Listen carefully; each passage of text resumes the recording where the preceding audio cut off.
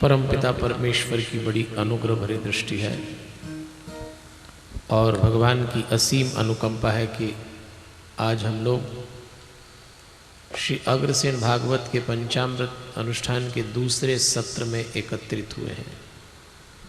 इससे पहले कि हम कथा में प्रवेश करें, भाव और श्रद्धा से एक छोटे से भजन के माध्यम से भगवान का आह्वान करेंगे।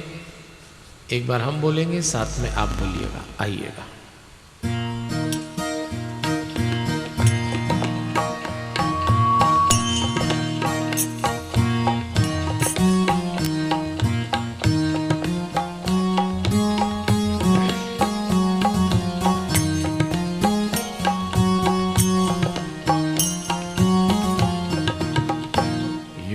विनती है पल पल क्षण क्षण रहे ध्यान तुम्हारे चरणों में, भगवान तुम्हारे चरणों में। सब गाइएगा। पल पल क्षण क्षण रहे ध्यान तुम्हारे चरणों में, भगवान तुम्हारे चरणों में। अपराध न हो इस सेवक से, रहे ध्यान तुम्हारे चरणों में, भगवान तुम्हारे चरणों में। अपराध न हो इस सेवक से, रहे ध्यान तुम्हारे चरणों में, भगवान तुम्हारे चरणों में। यह विनती है पल पल क्षण क्षण रहे ध्यान तुम्हारे चरणों में, भगवान तुम्हारे चरणों में।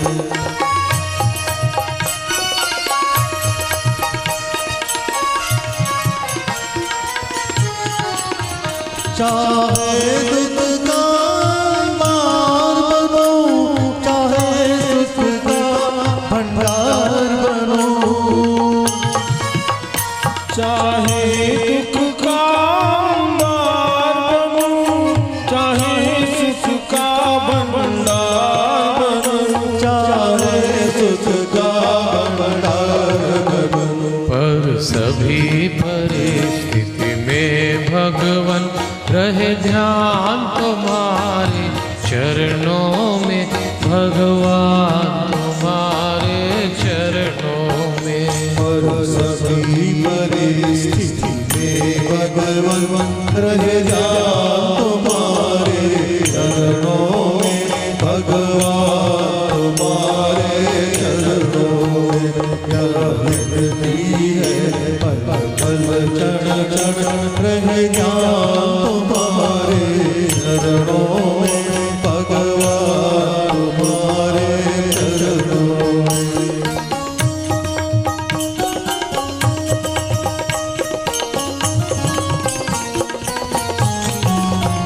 जो कुछ भी जग में आता है, प्रारब्ध उसे दे जाता है।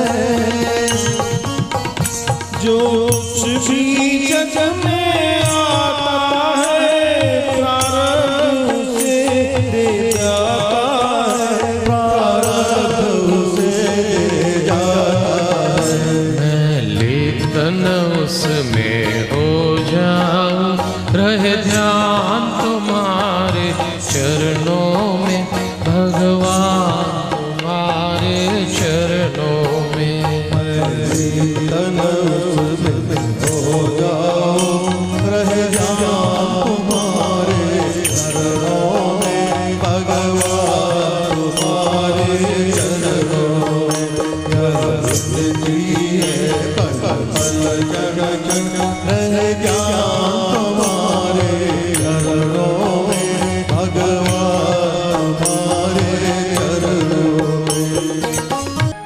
मंच पे स्थापित भगवान अग्रसेन जी की चित्रमयी झांकी को सादर प्रणाम करते हुए अन्य सभी परमात्मा के स्वरूप को नमन करते हुए देवलोकवासी स्वामी नारायण देव तीर्थ जी का पुण्य स्मरण करते हुए निवृत्तमान शंकराचार्य स्वामी सत्यमित्रानंद गिरी जी का वंदन करते हुए जूना पीठाधीश्वर आचार्य महामंडलेश्वर स्वामी अवधेशानंद गिरी जी को नमन करते हुए भक्ति भारती माँ प्रेमा पांडुरंग जी का पावन स्मरण करते हुए रविशंकर महाराज रावतपुरा सरकार को नमन, परमधाम पधारे हुए पूज्य पिताजी वल्लभदास जी को वंदन, हम सबके सौभाग्य में वृद्धि करने के लिए और व्यासपीठ पर विशेष कृपा करने हेतु मंच पे आसीन साध्वी निष्ठा सरस्वती जी को सादर वंदन करते हुए और आप सबके भीतर बैठे हुए दिव्यात्मा को सादर प्रणाम करते हुए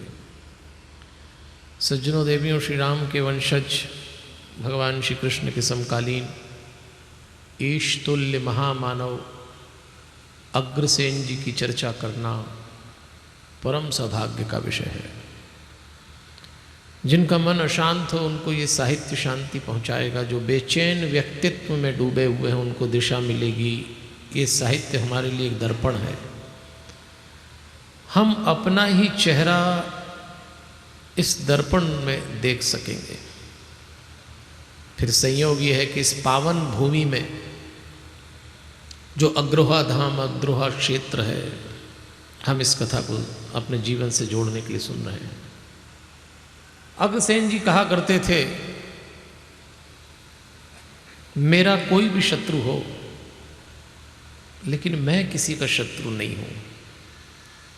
ऐसे दिव्य विभूति की हम चर्चा कर रहे हैं।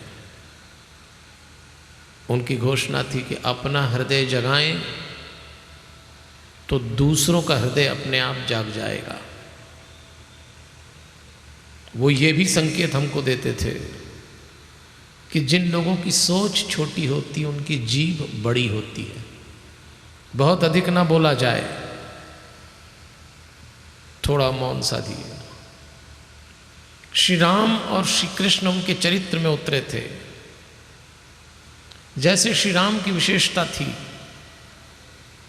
जो कृष्ण की खूबियां थी वो सब इनमें आई हैं। ये दोनों अवतार हमारे जीवन के दो आयाम हैं। आज भी देखिए, राम जी को तो ये मालूम था कि मेरे शत्रु कौन है। राम जी के शत्रु पराये थे और सामने थे, तो लड़ना आसान था। लेकिन भगवान कृष्ण को तो सबसे बड़ी परेशानी ये थी कि उनके शत्रु उनके अपने ही थे और घर में थे। दूसरों से युद्ध करना, दूसरों से लड़ना आसान है, पर जब मुकाबला अपनों से हो जाता है तब परीक्षा होती है। और ये दौर ऐसा है। अग्रसेन जी को दोनों ही स्थितियों का सामना करना पड़ा, इसलिए उनके व्यक्तित्व में श्री राम और श्री कृष्ण की झलक उतरेगी। श्री राम और श्री कृष्ण अद्भुत थे। राम किसी को दंड भी देते तो उसमें क्षमा का भाव रहता था, और कृष्ण किसी को क्षमा भी करते तो पता नहीं लगता और दंड दे जाते थे। दोनों बड़े अद्भुत थे। और यही सब कुछ अब हम अग्रसेन जी के जीवन में देखेंगे। अग्र भागवत क्यों की जा रही, मैं कल निवेदन कर चुका हूं। पांडव वंश के अंतिम राजा जन्मेजय अशांत थे। उनका मन शांत हो, शोक मुक्त हो, इसलिए व्यास जी ने अपने शिष्य जैमिनी को भेजा।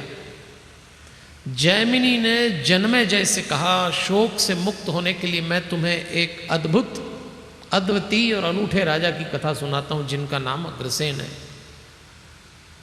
उनके जीवन में भी संघर्ष आया और सीखो उनसे।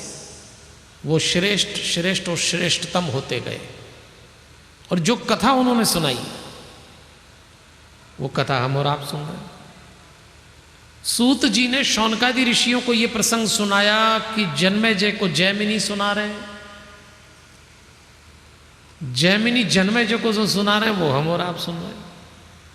तो चलिए कथा में चलते हैं। हमारी चर्चा के 5 आधार हैं। 5 सत्र में कथा सुन रहे हैं। पहला सत्र बचपन, कल हमने अग्रसेन जी का बचपन देख लिया। आज दूसरे सत्र में तरुणाई देखेंगे। तीसरे सत्र में युवा अवस्था, चौथे सत्र में प्रौढ़ता और 5वें सत्र में बुढ़ापा। अग्रसेन जी के जीवन में ये 5 अवस्थाएं कैसे बीती हमको सीखना चाहिए, क्योंकि हम में से जितने लोग हैं ना, किसी को भगवान पहले उठा ले तो बात अलग है, अन्यथा जीवन की 5 अवस्थाओं से सबको गुजरना है।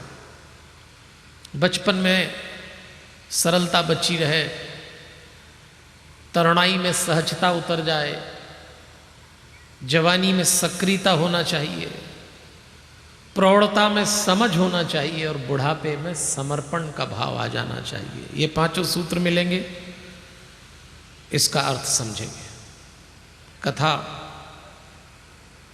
कथा का जो मुख्य पात्र है उससे हमको संदेश क्या मिलता है, ये महत्वपूर्ण है। बाकी तथ्यों पे बहुत अधिक मत जाइए। इतिहासकारों ने, शोधकर्ताओं ने अग्रसेन जी की जीवनी पे जो शोध किए उसमें मतभेद भी है, मतांतर है। विद्वत्ता जब भी कोई काम करेगी तो मतभेद होगा ही सही। पढ़ा लिखा आदमी मतभेद नहीं करे तो पढ़ा लिखा ही काय का, तो हम उनको नमन करते हैं। हमारा काम तो सिर्फ इतना है कि जो दिव्यता, जो आचरण की श्रेष्ठता और जो भगवत भाव अग्रसेन जी में था वो हमारे भीतर उतर आए, बस। बाकी विद्वानों को नमन। 5 सत्र में 5 काम करिए, मेरा अनुरोध है। भरोसे से कथा सुनिए। इसको क्यों चलाते हैं?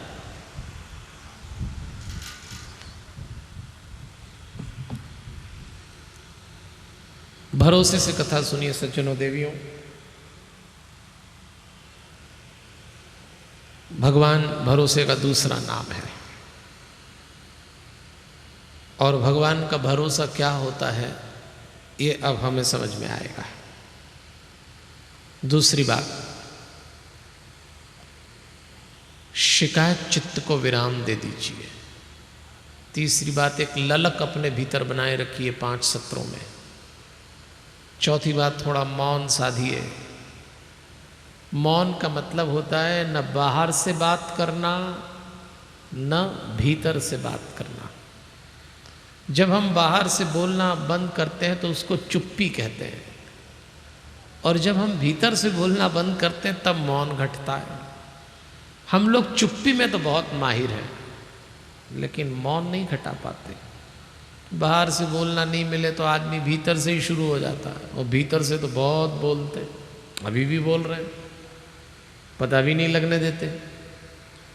इसलिए थोड़ा मौन साधिए।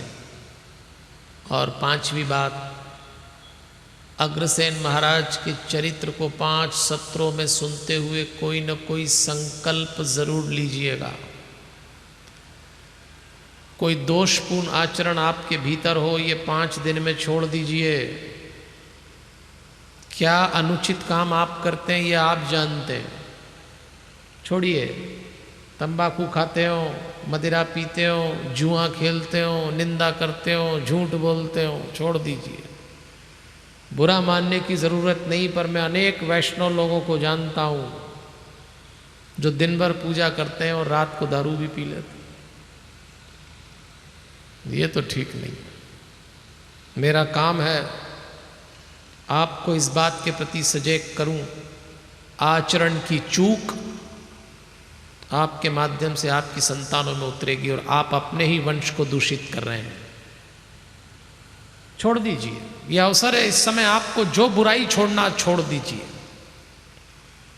मुझे आश्चर्य और दुख होता है कि जिस जीवा से भगवान का नाम लिया जाता है उस पे तंबाकू रगड़ के कैसे खाया जा सकता है। लोग खाते हैं,